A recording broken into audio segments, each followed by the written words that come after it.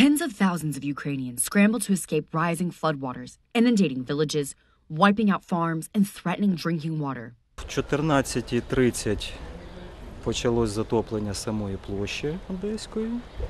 І в 3 часа, в 3 години вже було у мене біля дверей.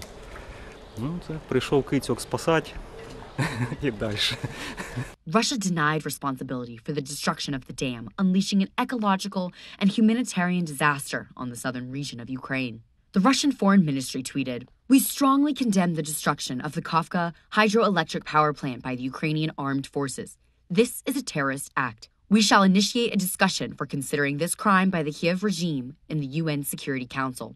However, the Ukrainian president, Volodymyr Zelensky, was blaming Russia, tweeting, "Russian terrorists have once again proved that they are a threat to everything living. The destruction of one of the largest water reservoirs in Ukraine is absolutely deliberate." Videos of the dam following the explosion showed a major gap in the dam and overwhelming amounts of water cascading through the break. We've seen the reports that Russia was responsible for the explosion at the dam, which I would remind Russian forces took over illegally last year and have been occupying since then. We're doing the best we can to assess those reports, and we are working with the Ukrainians to gather more information. But we cannot say conclusively what happened at this point. Washington has allocated some $110 billion in economic and military aid since the Russian invasion last year.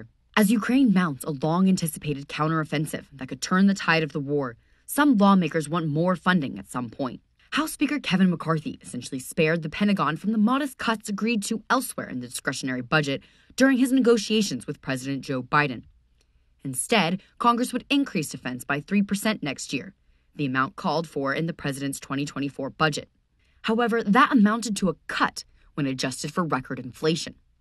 Defense hawks cried foul over the compromise, pressing Senate leadership to work around the budget caps with a supplemental aid package for Ukraine later this year.